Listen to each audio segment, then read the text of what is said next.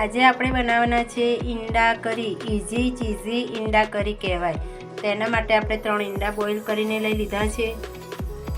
કાળા મરી, પીસેલા ગરમ મસાલો, આદુ લસણ, ચીઝ, બટર, તેલ, ડુંગળી અને લીલા મરચાં તીખાવાળા લીધા છે। આપણે પીસીને લઈ લીધું ડુંગળી ને મરચાં, દૂધ, પાણી, કોથમીર અને ફુદીનો। આપણે કઢાઈ મૂકી દીધી ગેસ પર। હવે આપણે તેમાં બટર નાખી દઈશું,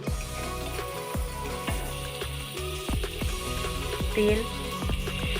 આપણે ઘી પણ યુઝ કરી શકાય છે, મેં અહીંયા બટર યુઝ કર્યું છે। આપણે પીસેલા ડુંગળી ને મરચાં લીધા હતા તે નાખી દઈશું।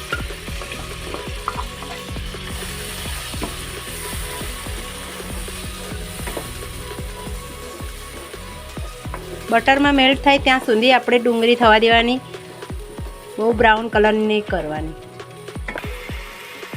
આદુ લસણ નાખી દઈશું હવે આપણે।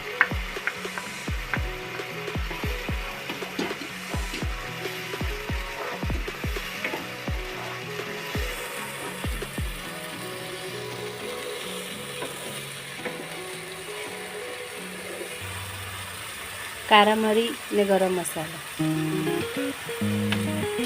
થોડું તમારે સ્વાદ પ્રમાણે લેવાનું। તો બટરમાં પણ મીઠું હોય છે અને ચીઝમાં પણ હોય છે।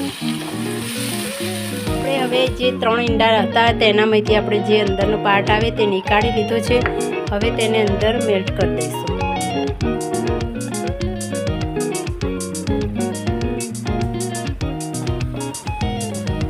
આપણે હલાવી અને હવે તેનામાં આપણે દૂધ નાખી દઈશું।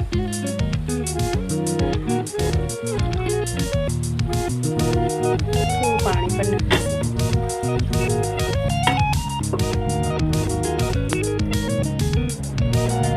આપણે થીક કરવાનું છે, તેના માટે આપણે પાણી અને દૂધ આપણે પ્રમાણમાં નાખી જેવી ગ્રેવી કરવી એ પ્રમાણે નાખવાનું। આપણે આ થોડું ઉકળી જાય પછી આપણે આ ઈંડાને કાપી અને આપણે નાખી દેવાના છે।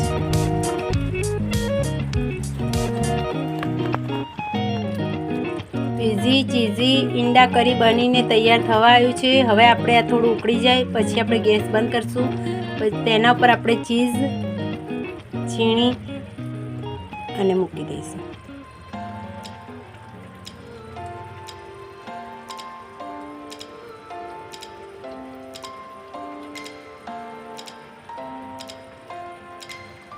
આપણે ગેસ બંધ કરી દીધો છે। તેના ઉપર આપણે ઓરેગેનો સ્પ્રિંકલ કરી દઈશું, કોથમીર, ફુદીનો, ને આપણે 2 મિનિટ સુધી ઇઝી ચીઝી ઈંડા કરી બનીને તૈયાર થઈ ગયું છે। મેં થોડું ચીઝ પ્લેટમાં પણ સ્પ્રિંકલ કર્યું છે। તમે જોઈ શકો છો કેટલું સરસ લાગે છે, સહેલું પણ છે, તમે આસાનીથી બનાવી શકશો। તેના સાથે મેં બ્રેડ રાખ્યા છે, તમે પરાઠા રોટી સાથે પણ ખાઈ શકો છો।